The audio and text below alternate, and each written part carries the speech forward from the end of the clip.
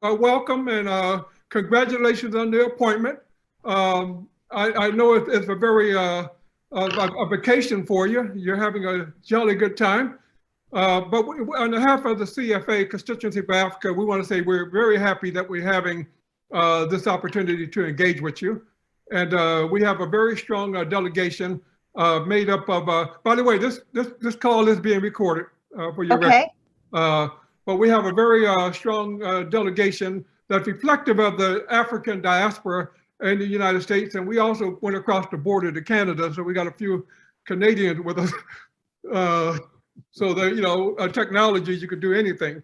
But without further ado, I want Stanley Strutter, who's a member of my board, to summarize the policy paper that we've submitted in September. And I heard you haven't had a chance yet to read it. No, I did read it this morning. I did read it this morning. I'm very happy. So maybe Stan could say a few things about it. Okay, great. And then we're going to turn it over to you. We want to hear from you. And hopefully, I see General Kip Ward has just joined us. You will be impressed with the delegation. We represent all sectors. We represent African Americans, African immigrants, Africans from other parts of the world. We see ourselves as diaspora, and we want to help. We want to help. We want to help the administration. We work with whoever's in the White House, theoretically, but we also work with anybody who want to work on Africa. That's our thing. We want Africa to win, and we want America to win. So, Stan, why don't I turn it over to you, and you could take a few minutes to talk about the policy paper. Thank you very much, Mel, and I want to thank the Deputy Secretary for joining us, and also Mel. The Assistant Secretary. Assistant Secretary. But please just call me Molly. Thank you. And Hey, Molly, thank you for helping me out, okay? Okay, great. Yeah, thank you very much. But I also want to take a moment to really thank the delegation who participated in the paper, and of course, Dr. Humphrey and Mr. Newman, who helped put the document together, and thank them for their hard work and all of the team that contributed.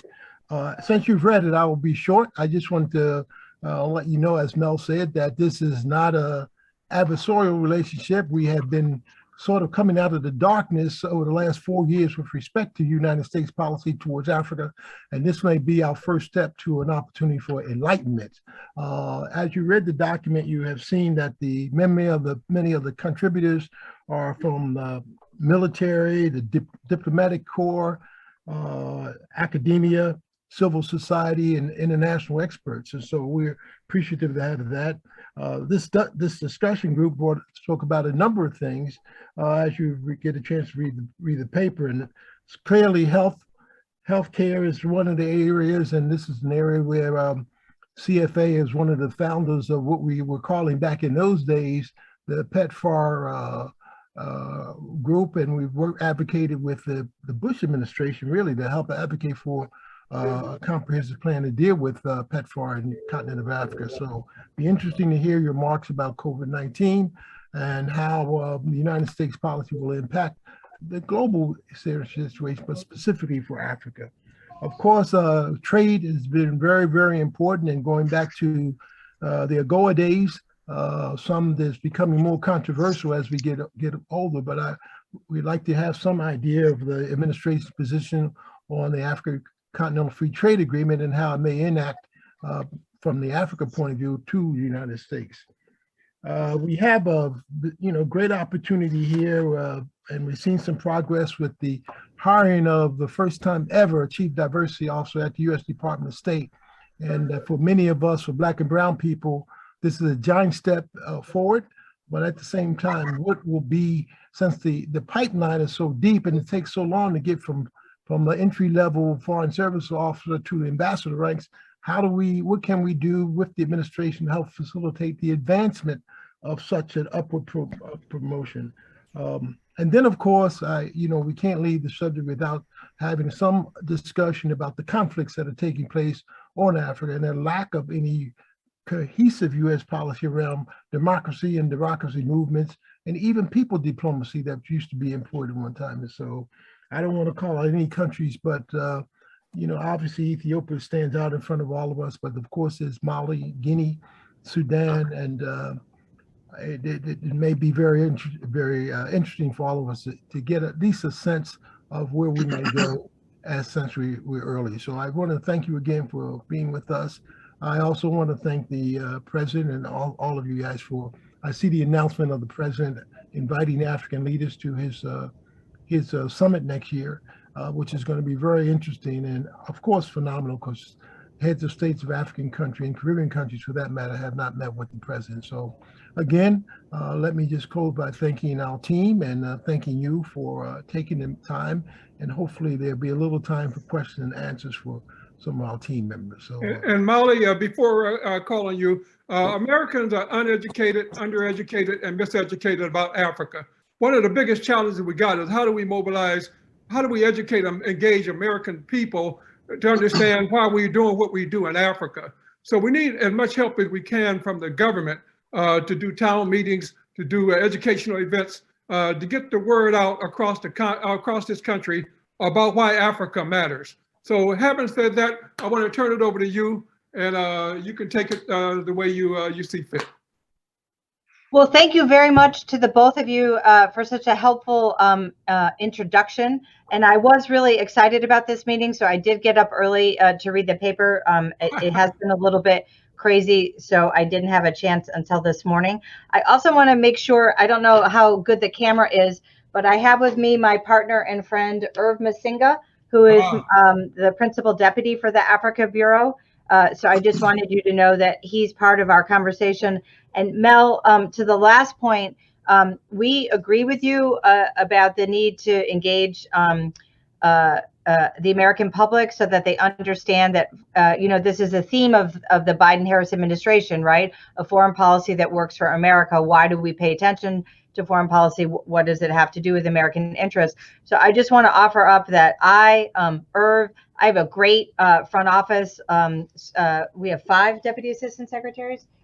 And any of us would be happy to work with all of you in town halls and sort of reinforcing and supporting what you're already doing.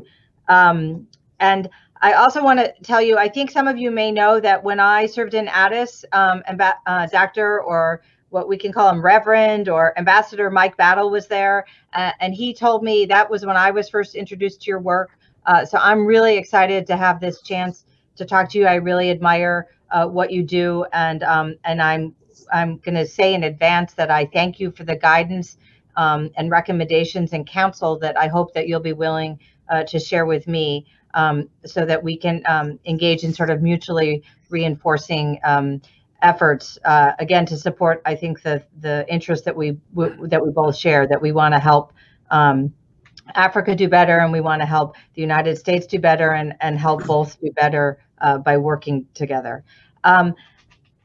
So just by way, I won't speak very much because actually your paper, it was really exciting to me. It really anticipated the themes that Secretary Blinken is considering as he engages with Africa.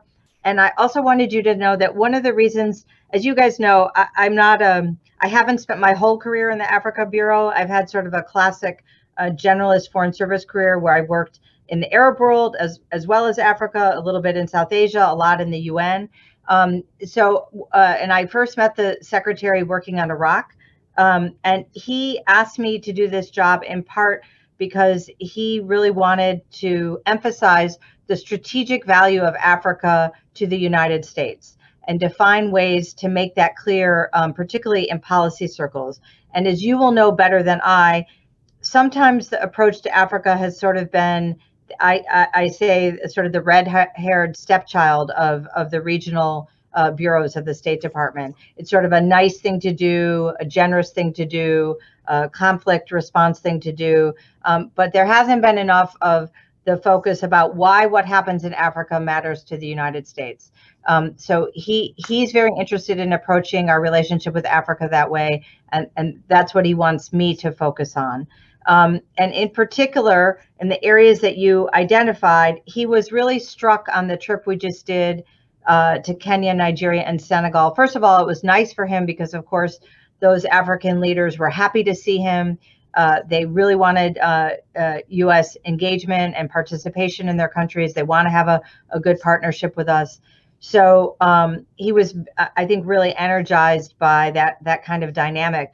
But he really took away the hunger for investment and trade. and he was dissatisfied, as he should be, in my personal view, with our commercial diplomacy. He doesn't think it's up to snuff. So I'm hopeful to take some of the ideas that you have, and that could be an area in which we could work together. And Irv and I had the chance this week. This is our, by the way, I've been saying all week, because I can't believe it, that, you know, we were sort of airdropped into this because of the Senate calendar. So this is our second month in the job, only our second month. So we spent a lot of time on the road. But we met the Undersecretary for Economic Affairs, Jose Fernandez, whom some of you may know. He previously served as Assistant Secretary for the Economic and Business Bureau. And he was also really excited at working with us and doing better. So I can talk about that specifically, but I just wanted to lay out there that we know that's an area where we need to do better, and the Secretary is really interested in having us up our game. And he understands that that it's both an economic issue in terms of helping improve African economies and American businesses, but he also sees it as a way to promote security, particularly given the youth bulge and the need for employment opportunities in Africa. And I also think he believes it's a good way to advance our climate change objectives, right? To use green technologies, and also our democracy and human rights concerns by sort of transferring best practices and sort of a BSR approach to working on the continent. So he sees it as a vector to advance a lot of our interests. He also talked a lot about health. And again, it's very clear that if everyone isn't safe in regards to health, none of us are safe. And I think Omicron really underscored that for us. And, you know, I have to tell you, honestly, we're taking it on the chin right now. You've probably seen what South Africa has been saying on behalf of SADC, that the travel restrictions, they felt they were being punished for having good scientists who were transparent.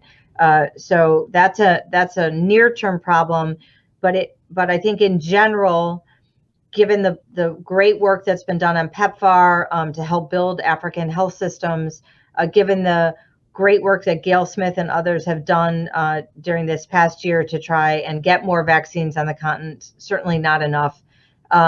We also have the Development Finance Corporation, which was a terrific invention of the previous administration, working in South Africa and in Senegal to help build vaccine manufacturing capability. So I think that space is really alive and active, but there's much more to be done there, because if Africans don't have good health, we're never going to have good health.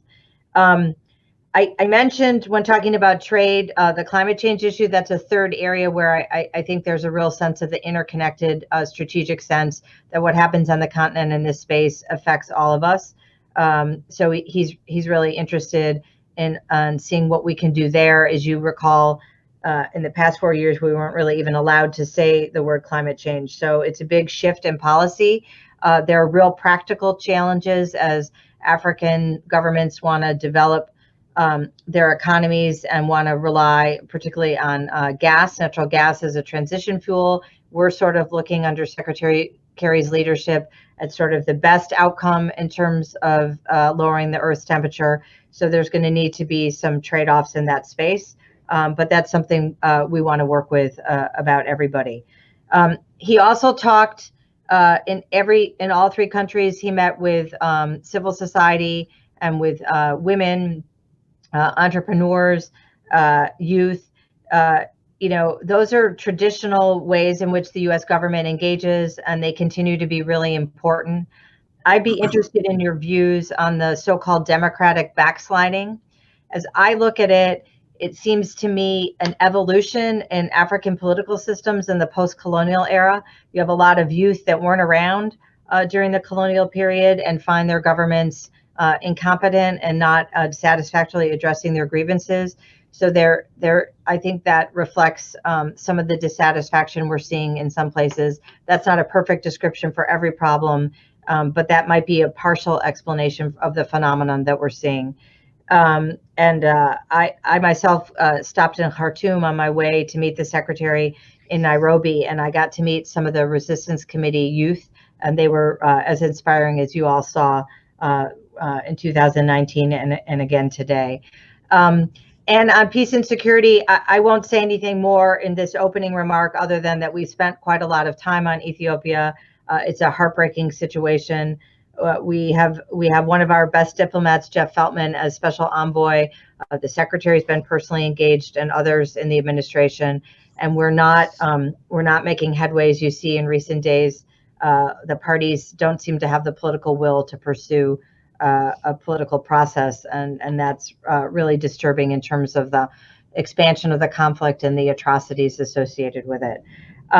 So I just wanted to give that broad overview to let you know the secretary's thinking, sort of how he wanted us to approach things, and then let's open it up so I can hear from you about how we should adjust, what we should emphasize, what we shouldn't emphasize, and I'm happy to answer any questions I can, with a caveat that Irv and I have been here for 2 months. But thank you very much for speaking with me. It's great to see all of you, even visually. Thanks. Or virtually. Thank you very much. Mel, will you monitor the question and answer thing for us? Yeah, I got it. Most of it. Okay. I got it. Molly, I want to say thank you very much for taking the time, and you did lay out your strategy and your program and where you are thus far. It's a most challenging job, you know, especially in the context of COVID-19. You know, before COVID-19, you could just get on a plane and fly there, you know, but now you got to think about all kinds of things, even getting there and how you get there and who you meet with and how you meet with them. There's going to be a lot of questions coming from this group, I can tell you. Some of those will be directed from our policy paper. What we try to do is to make sure that our views are diversity of views. We're not monolithic in any stretch of the imagination. The thing we have in common is we're from diaspora. But some of us are from diaspora and we see it one way and others see it another. We also have a very diversity of interest. We have conflict resolution. We have Dr. Will Ingwa as a head to CFA, African Healthcare Infrastructure Committee. He's one of the foremost experts on cancer in Africa and non-communicable diseases. So I'm going to start off by asking Dr. Ingwa to pose his question. All right. Thank you, Mayor, and thank you, Ambassador, for that, for your talk. And I just wanted to give a question on the healthcare. So this morning or yesterday, we actually saw a big blaring headline that Africa's virus has arrived in some journals. And I just want to re-echo what Mel said at the beginning, which is that we need to educate, you know, the United States more about the value of investing in Africa. So it's really win-win, because actually sometimes we only see this as foreign aid, but how does the United States also win? But also countering some of these negative information about Africa, that's really important when we educate the United States. So this headline was actually, people emailed me, were asking me about that. You know, they call the China virus, and they also know with this new COVID variant, you know, Omicron. So people are calling that, you know, already coming from Africa. So my question essentially is, what do you think, what's your perspective on that? How can we, in terms of making Africa, presenting that more, you know, in a positive light to the United States? And then how do you see the United States' role in addressing this variant that's coming out of Africa? Because actually South Africa should be celebrated, you know, for discovering this variant early on. But right now, it almost looks as if it's a negative thing. So I appreciate any comments on that. I want to add to that. You know, this virus is, you know, I'm not sure. I think the U.S. has done all we could. You know, we've done a lot to help, and I know we're supporting the vaccine distribution program. But what I understand about this virus, if we allow people anywhere not to be vaccinated, the threat is even here. The threat is here. Part of the thing with Omicron is that large numbers of people in Africa have not had access to the vaccine. And so we're not going to be safe over here. I don't care how we close our borders unless we make this truly a global response to the global pandemic. So you want to comment on that? Absolutely, you're 100% correct. And to get to the point raised by the good doctor about the perception of South Africa, the secretary said publicly this week that no one is safe until everyone is vaccinated. He also, we asked him to call the foreign minister in South Africa after the decisions were made about the travel restrictions. And he to explain to her that they were issued out of an abundance of caution. I don't think that that is a satisfactory explanation, but it's an honest one. And then we issued a public statement in which he praised South African scientists for their skill and transparency. And I had the opportunity this week to speak for the first time to the Africa Subcommittee of the House Foreign Affairs Committee, and that was a public meeting, and I repeated the same language there. It's probably not sufficient given the impact it's had on South Africa's economy and their frustration. But those are the kinds of messages that we're trying to get out. In terms of COVID in particular, I think that we should consider that probably somewhat separately from the broader point, which is true about the lack of education about Africa and the negative perceptions about Africa. In my own understanding, the whole issue of the COVID virus has been highly politicized in our society. So I think we react in a very highly political way, such as, quote, Africa virus or China virus, when there are developments in the globe. So I think from the government's point of view, the administration's point of view, we need to focus on these themes of saying just what you said, Mel, right? Nobody's safe till everybody's vaccinated. And what happens in the health sector in any country in the world will ultimately affect the US, and we need to be prepared for the next pandemic. And we need to continue to build and strengthen systems. We need to do better on delivering the promise of the vaccines. In that hearing this week, Congressman Malinowski, I reported that we had distributed 90 million vaccines to Africa, and we're going to do more. And he said to me rather snidely, do you consider that an impressive number? And of course, it's a factual statement and it's inadequate, and we need to do better. I would tell you that Gail has told me that she was very impressed with the African Union's work to coordinate with COVAX and other suppliers to get more vaccines on the continent. From her perspective globally, the AU was doing a really good job. There are some issues in Africa, as there are here in the United States, with hesitancy for the vaccines. There's cold chain challenges. So I just think we need to keep working as hard as we can to distribute as many vaccines as we can, and to look to the future in terms of building capability. So that's it on COVID. On the more general issue of educating Americans, Irv, do you have any thoughts on that you would want to share? I think we just have to continue partnering with groups such as yours, developing or encouraging partnerships with quote unquote non-traditional groups, getting out and reinvigorating our relationships with not just with HBCs, but with universities and other educational institutions, faith-based organizations. None of these things is new, but we just have to bring greater energy and focus to the matter, because we all know that the Africa's youth and dynamism is really going to be at the forefront of the 21st century, the rest of the 21st century. This is what the Secretary said in his recent remarks.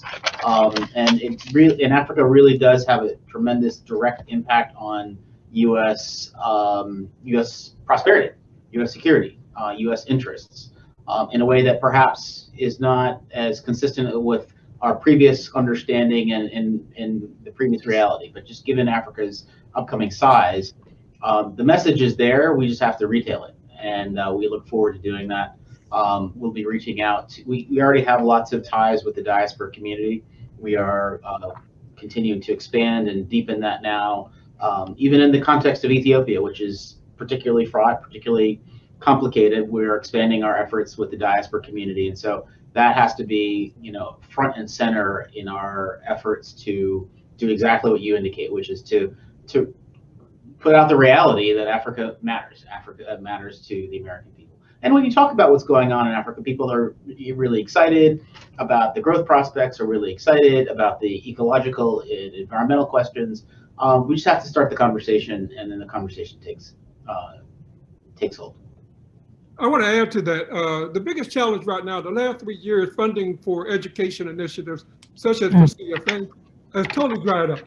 Foundations, corporations have dried up. There's no resources to do this. Now, back during the time of AGOA and PEPFAR, we did town hall meetings around the country. We would take African ambassadors to go out and talk about this.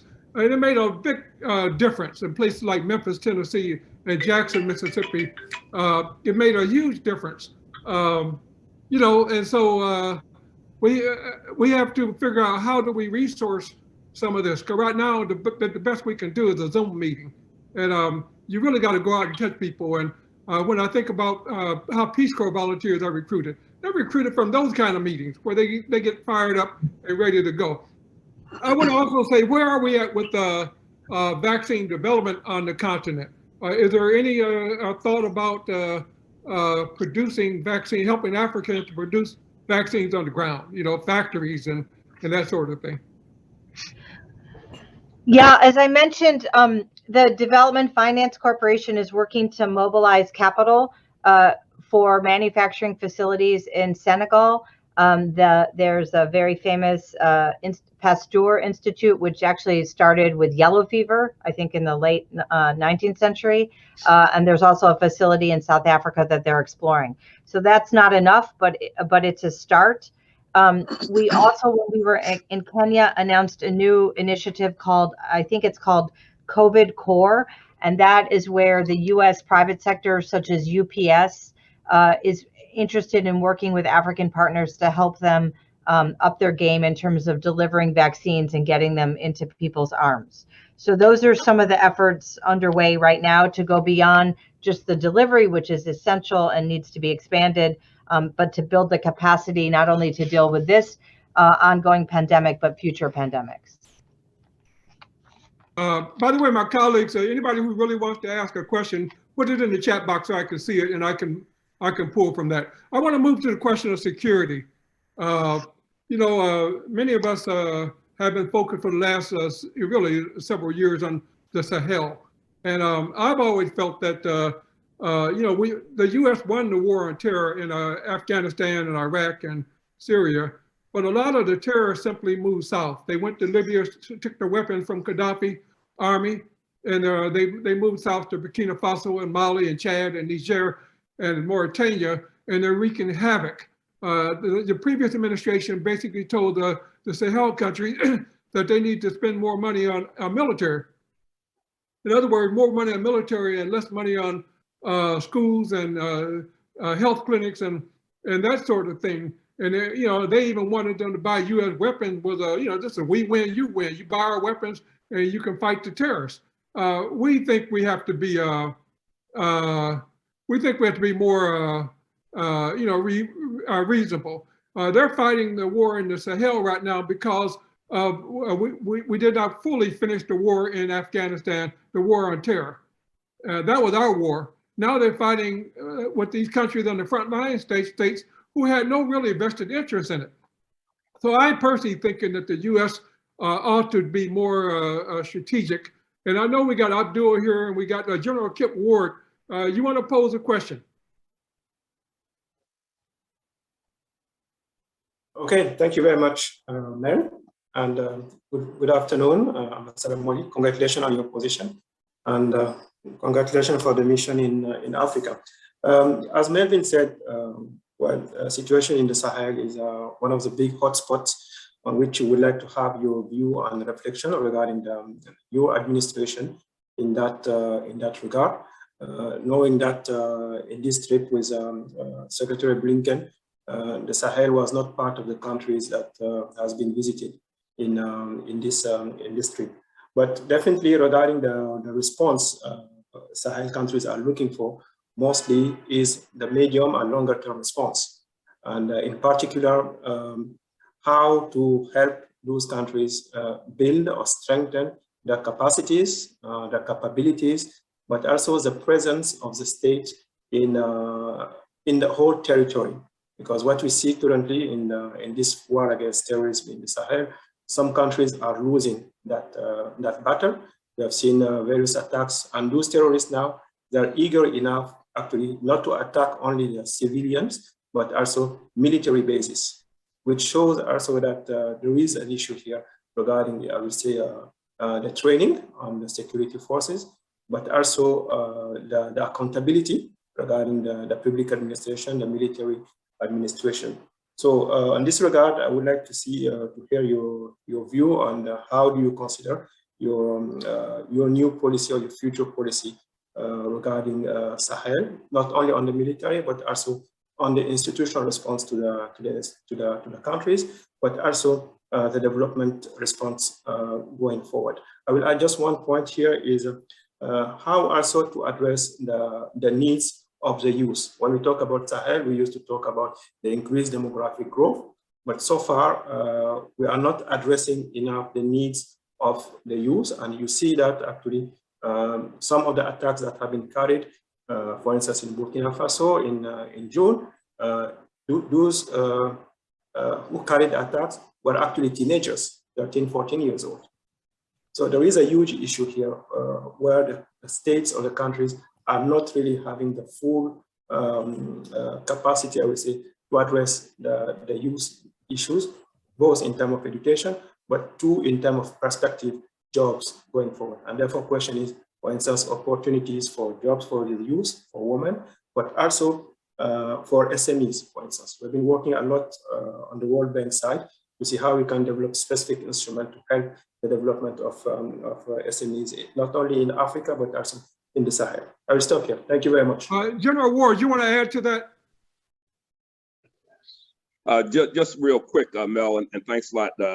I guess, Molly, my only add to that would be, when we look at the notion of security, be it the Sahel and elsewhere, how the nation correlates our effort across the defense as well as the diplomacy and development, because when it comes to true security, we know it's going to be more than just defense. It's going to be that development piece of it as well as the diplomatic piece, and how the Department of Defense can support, not lead, but support those other endeavors is also critical. Obviously, one of the things that we tried to do was ensure the full correlation, integration, and mutual support of our efforts. And I think right now, the notion of sustained engagement is so critical across the spectrum, not just defense, but also those other areas, and how the things that we do for security can be supportive of and additive to these other things that have produced a more sustained long-term effects of stability that we desire. So I would just offer that as we look at our policy pieces of it, the notion of security when it comes to how it helps to influence the behavior of the militaries, sorts of things that we do with training, how we influence that in a way that helps create a set of operational conditions that are supportive of these other more sustainable stability requirements. So I'll just stop there. Thanks. Before you respond, Molly, I want to also throw up the issue of the bombing of the U.S. Embassy in Kenya 25 years ago. I think it's this year or next year will be the 25th year. And what I understand, while absolutely, I lost a good friend in that bombing, Julian Bartley. And what I understand, it really marked the beginning of the war on terror. But I understand that the Kenyans who were injured in that bombing, who were killed, the families have not been, made full. And anybody working at those embassies are the cream of the cream of their families. Those are the breadwinners. But I understand because of U.S. regulations or congressional regulations, the families that were harmed in that bombing were never compensated. Maybe you can't comment on it, but I just wanted to make that as part of this discussion on terrorism and conflict. Mel, thank you for raising that. Actually, when we were in Nairobi, we went to the commemoration site in the city. It was very moving. I was not aware of that issue. I seem to recall efforts to compensate the FSNs, but I'm happy to look at what we don't call them FSNs anymore. Now we call them locally employed staff, but I'm happy to look into that for you. That wasn't raised on the trip. But I can tell you, in fact, it will be a challenge for me to compress how I think about this. I was in Cairo when that happened.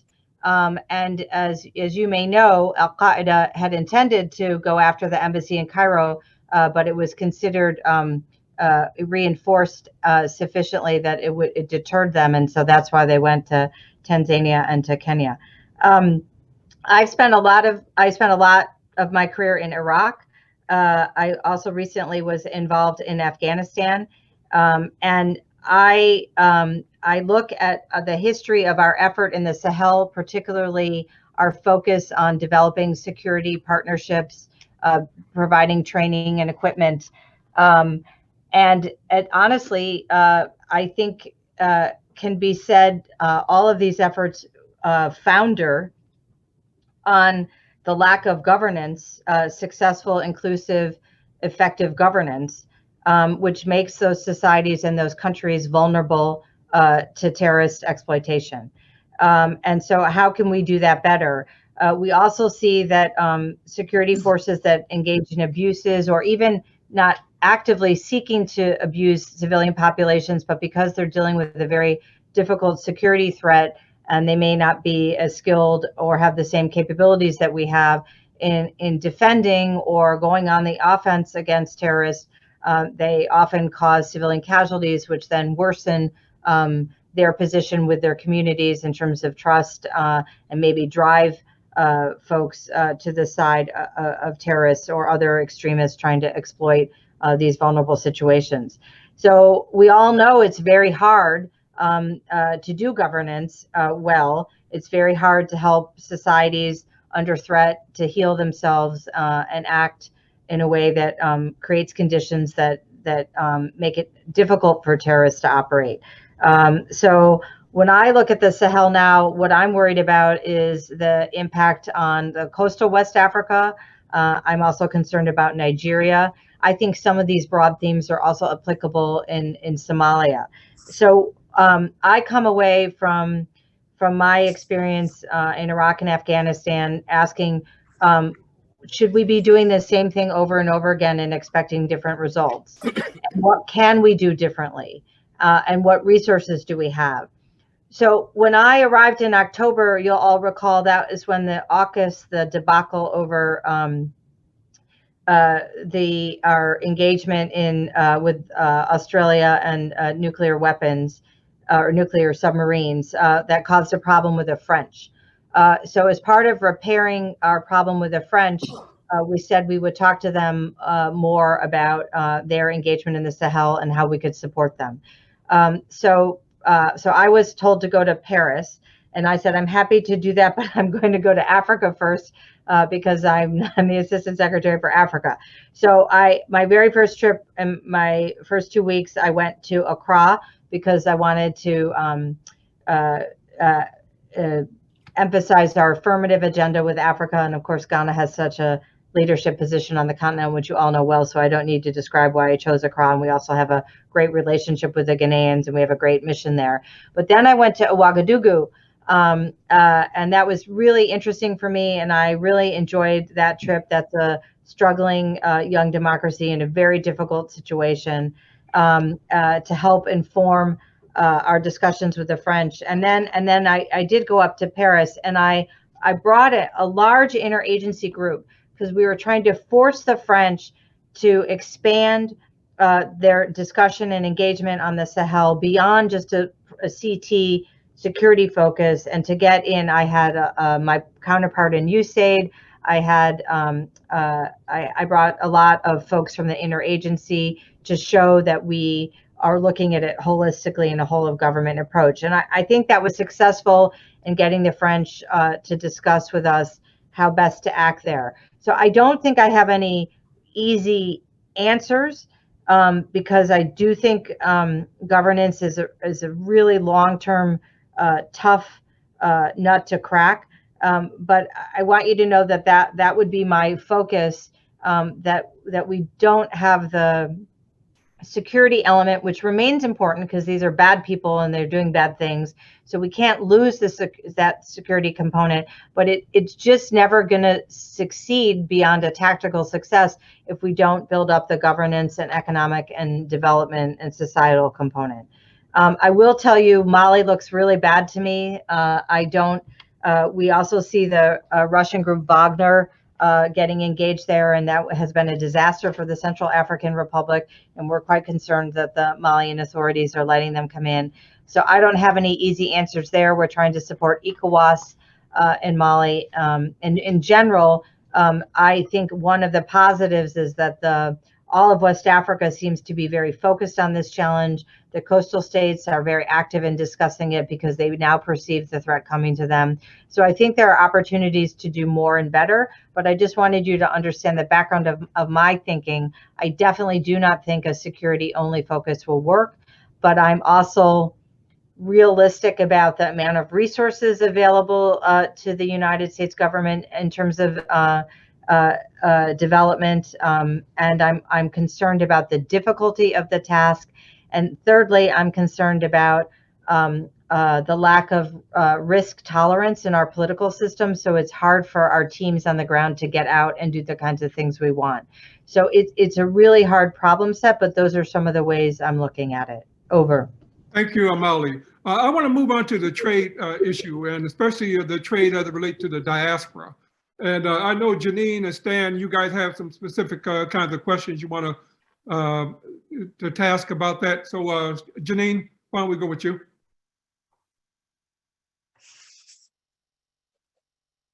Can everyone hear me? Sorry. Yeah. Thank you, Mel. And Ms. Phee, thank you so much for being with us this afternoon. On that specific issue, and I think Stan will also echo me, some of the things that we have been concerned about are many of the programs that we've seen, the initiatives that have taken place over the years, including the past summit and perhaps maybe in thinking about the future summit, is how to effectively harness some of these skills and some of the other resources that the diaspora actually has to bring. I think in many ways we consider that some of the things that have been on the table and that we continue to utilize or to try to fine tune, even the DFC and others, there seems to be a bit of a mismatch or a bit of a miss when it comes to actually really tapping into what the diaspora can effectively bring to the table. I'm currently actually on the continent right now, specifically on a business trip. And we talk about this all of the time, and we're wondering if we may be able to look at brokering initiatives that are very well defined by the diaspora in terms of needs that we see and things that we think we may be able to effectively bring to the table to deepen our trade and investment relationships, especially when it comes to what we would typically call the SME sector, which we know is actually larger businesses out here on the continent in many respects.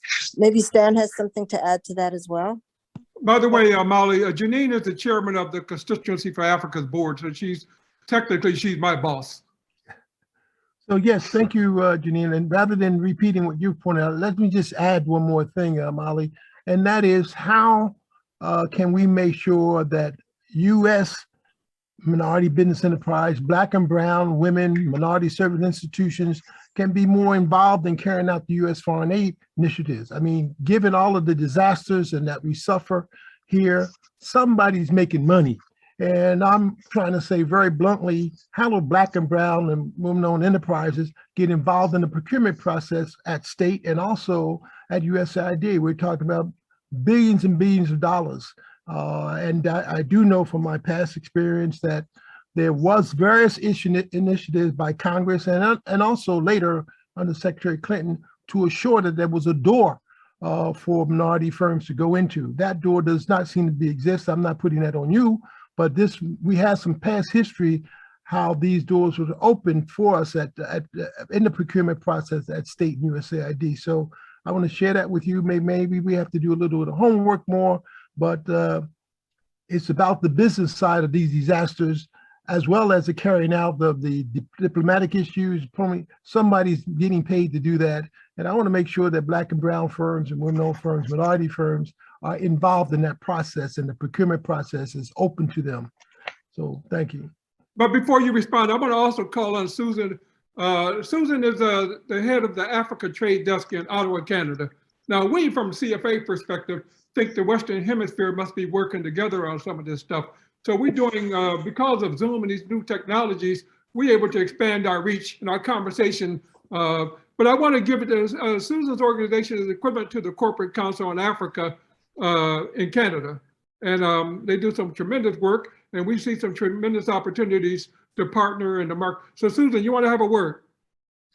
Thank you, Mel, and thank you, Molly, for being here. I don't want to repeat what Jill and Stan have said, but as everybody has heard me say, the diaspora is really a weapon that can be used effectively, and none of these countries, even up here in Canada and the US, we are not utilizing it. I am from Uganda. I find that there are some insights that businesses will need to know in Uganda that they cannot find on the books, that they won't find, you know, by just sending in people to do whatever, but the diaspora has that. So I'm hoping, and we are having the same conversation with administration here in Ottawa, that we really dedicate some resources, even as Mel has said, in tapping into the diaspora. I want, you know, it's easy to talk about we have a policy to engage the diaspora, but unless we tap into the, I mean, the diaspora is out here, and we are doctors and whatever, everybody that has been brain drained out of Africa is in the diaspora. And then we have these countries trying to go and do stuff in Africa and bypassing the resources that are here. So my thought would be, you know, like having a dedicated, you know, plan to engage the diaspora deeply, not on the surface when there's an issue, but deeply in solving some of these situations. Thank you very much. I don't know if it was supposed to be a question, but it was more to augment the whole point of you know, is there a real plan to work with the diaspora going forward? Molly? Yes, well, let me just say that we agree 100,000% with the point that we should be working more with the diaspora. Let me focus first on the business angle. I think I recognize that a lot of the programs, the trade and investment programs that the U.S. government has traditionally mobilized to advance trade and investment have been pitched to larger companies, and that we need to adjust and do not only SMEs, but just as you said, you know, medium size as well. And that's under discussion. You've heard of the label Prosper Africa. And the objective of that really is to have a one-stop shop, both for American businesses and African businesses, so they can figure out what sort of tools the U.S. government can apply to help expand trade and investment. And that discussion on sort of reviving and expanding what was started by the Trump administration is really honestly mired in bureaucracy. So we're working very hard to get that unstuck. And as part of that effort, we will definitely want to have a structured diaspora component to try and help both diaspora businesses here in the West engage in Africa, and then also help African companies on the continent find you if you're not already finding each other. So we absolutely agree. In the terms of the broader engagement with the diaspora, I think many of you may know Dr. Jeanette Yarwood, who's on this call, who I'm lucky to have working with me and the team here. And I've asked her to try and sort of make sure that we remain focused on engaging with the diaspora. And I want you to know, honestly, and I probably shouldn't say this, but I'm honest to a fault, I'm working with the senior leadership of the administration about trying to identify a point of contact to be more formal about engaging, someone who could focus on this. for us. So stay tuned on that. I'm working that issue to see if that could be successful. I think there's a lot of interest in my proposal. It's trying to take the proposal and make it actionable. And in this regard, I would like to mention to all of you and ask for your advice and help. I believe it's in February, Liberia is celebrating, is it 200 years? 200. How's my math? And they want to do a big celebration of the establishment of Liberia. And I think it would be important for the United States to be robustly engaged and present there.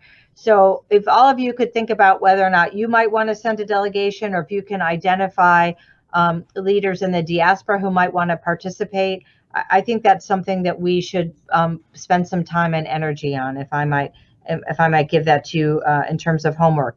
And then just lastly, but not least, the idea of reaching Black and brown businesses in the United States. My understanding, of course, this isn't, as you know, in my writ, but I thought the administration was working very hard on that. Like, I thought Susan Rice is working on that at the White House. I thought our various agencies like Commerce and Labor and even, you know, others were working hard on that. So I can look into that, but I think that's worth exploring. I think there's an intent to make sure that the U.S. economy pays more attention to historically disadvantaged businesses. And that reminds me, if you'll allow me to go on for one more point, I didn't say at the outset on this issue of expanding minority representation in the U.S. government. That's something I personally support, but the Secretary really supports it, and the administration writ large. It's really, you see by the appointment of Gina as diversity officer, by the real effort to ensure that the appointments and selections by the administration reflect the diversity of American society. Irv and I actually met with Gina this week. She asked for our feedback on how we can do better in the State Department, because as you know, we have a population that sort of maybe at the bottom end where we've made more efforts is more reflective of U.S. Society, but at the top is for various reasons is not where it should be, and how do we try and fix that? So I just want to underscore the president's commitment, which you should know, but the secretary's real commitment to it and his leadership team, that's something we're focused on. And if there's ever anyone that Irv or I can talk to, you should let us know. We'd be happy to encourage people to get engaged. Okay, we're down to our last 5 minutes, so I know you don't have much time. I want to also touch on this issue of the next generation of leadership. And so I want to give a couple people a quick chat, 30 seconds apiece, to make. One is Adrian Holmes, who's our coordinator of our program over in Cambridge, Maryland, which is on the other side of the bay, but we do an annual town hall meeting in honor of Harriet Tubman over there. So Adrian, can you have a word? Hi, thanks, Mel, and thanks, Molly, for doing this. This is really special. I just wanted to bring you greetings from Cambridge, Maryland, and Dorchester County. Like Mel said, it's the birthplace of Harriet Tubman. We've been working with CFA for the past 3 years in just mobilizing our community, engaging our youth, educating our youth on their history beyond slavery. We honor everything that's been done about the history of slavery, but this is important to be able to educate our young people beyond who we are as people against the narrative of slavery. And in Dorchester County, it's the birthplace of Harriet Tubman. Next year, we also celebrate the 200th anniversary of her birth. So we're looking to kind of make some correlation between the liberation of Liberia and the birth of Harriet Tubman. But we really want to engage in those conversations on how we engage our young people beyond the narrative of slavery and connect us back to the continent. It's important for our health and our mental health of our young people and our future leaders. Thanks. Before COVID-19, they also brought delegations, about 25 youth from Cambridge to Washington. We hosted meetings at the embassies of Ghana, Mali, and Rwanda. Fantastic stuff. We need to do that more across the country. That's a model for other cities. I want to also call on Alan Mckelly. Alan is a graduate student at George Washington University. But I figure since she's young, we ought to at least give her 30 seconds. Alan. Thank you, Melvin. Hi, everyone. Thank you for hosting this call. It's been very insightful. I'm a first-year global MBA student at the George Washington University, like Melvin mentioned.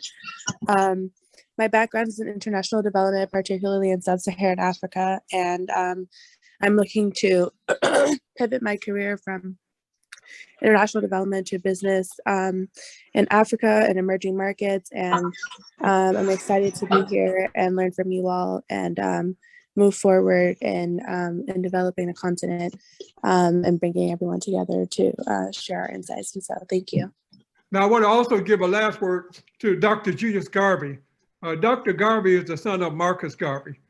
And since he's the oldest one on this call, I believe, maybe he ought to have a word. Well, come on now. I thought you were putting me with the young people. No, you're separating me out. Well, thank you, Matt, for giving me this opportunity, and thank you, Ms. Phee, for being here. You know, we are talking about us, meaning African Americans, as being a major asset for America in terms of its relationship to Africa. But the point is that we're not simply here as an asset to allow other Americans, Caucasian or otherwise, to make significant profits in Africa. And you know, the policies that we've had from the previous president, and I won't use the word that he described African countries, but you all know what I'm talking about. And I think that applies also to African Americans in terms of how we've been disregarded in terms of policy and how policy is set. You know, we are Americans, and you know, we should have a say in policy, even though we are a minority. And it's of extreme importance when it comes to Africa. And I think you're going to see that now in terms of what has been happening with Ethiopia. And, you know, I don't need to elaborate too much on that because now we only have a short period of time. But electoral wise, you're going to see it in the midterms because we have not been consulted.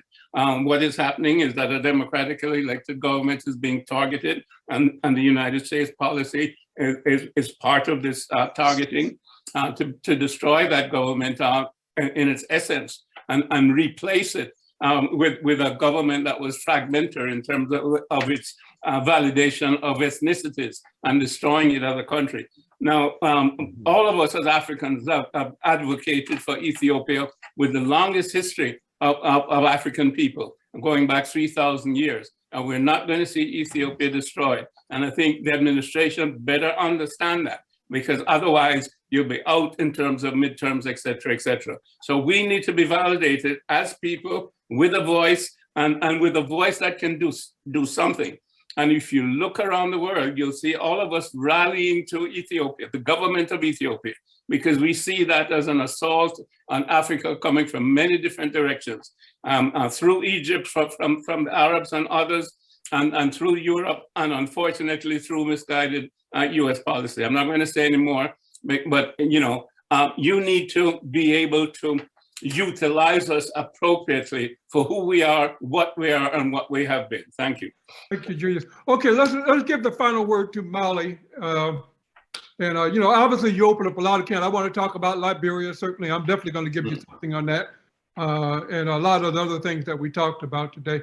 But we want to give you the final word. Janine, you want to say something before she speaks? Just to say thank you to Molly for having been with us again today, as well as to Irv. I really do look forward to the possibility of continuing this dialogue. I think it's been a really good first step.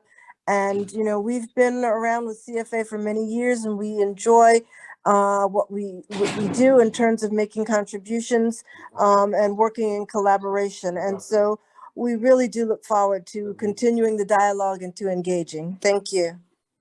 All right, Molly, over to you. Yeah. Janine and Mel, thank you so much for that invitation, and please be assured that I would so much value a continuing dialogue with you to hear the diversity of opinions. And Mel, thank you for including so many people in the conversation. It's really hard to do in Zoom. And I also, I find it hard. I'm not very adept. I'm trying to listen to what's being said and think about our dialogue. And there's also some comments on the side. So I just want to hit a few of those. I don't know if I've seen all of them. And just a general point, it's very hard in a compressed conversation, given the diversity and size of Africa, to make general statements that will be applicable across the board. So I hope you'll forgive me about that. When the secretary was in Africa, and I've seen him do it in other places as well, you know, his personality, he's a very thoughtful and humble person. And he made very clear that President Biden understands that democracies everywhere are facing challenges, including our own, and that we do not have all the answers, and that we want to be part of a dialogue with other democracies and other political systems about how to do better, and what are the common challenges we face, and how do we demonstrate that a democratic system is the best option for unlocking prosperity and potential vis-a-vis more authoritarian systems. So he did not show up with a message like, we're perfect, you have to be like us. He showed up with a message that very much said, we're all facing challenges. How can we work together on this important issue? So I wanted to make that clear. And in relation to my discussion about the Sahel, there are some governments in the Sahel and elsewhere in the continent, and you might say this is a criticism of some aspects of U.S. government as well, that prey on their people, don't use resources that they have to develop their country, but to bankroll their own families and partisan supporters.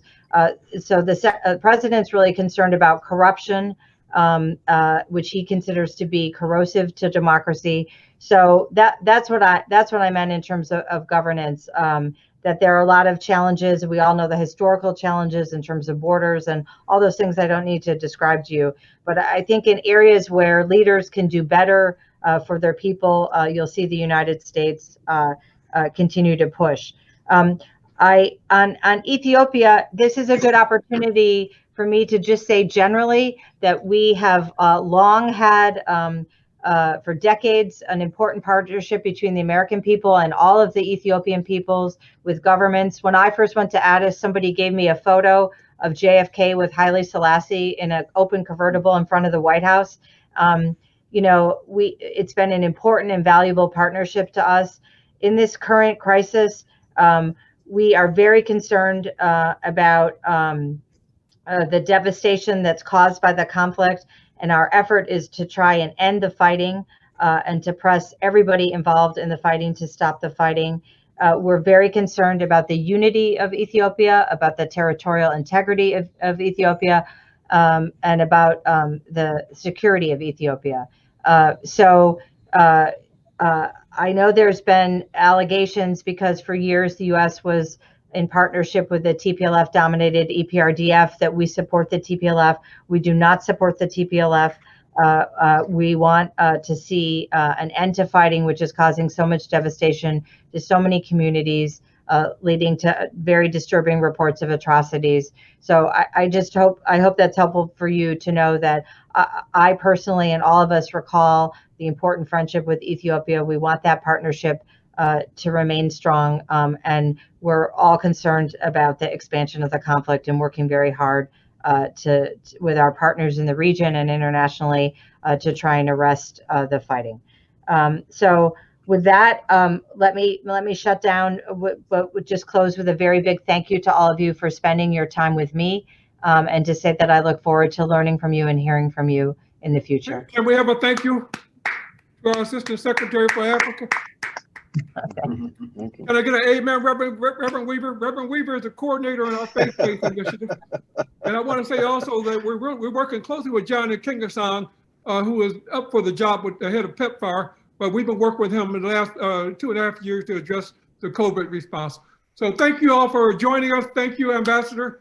And feel free to contact us. We'll send you the tape and anything that we are as our follow-up discussion from here. Thank you very much. Okay, great.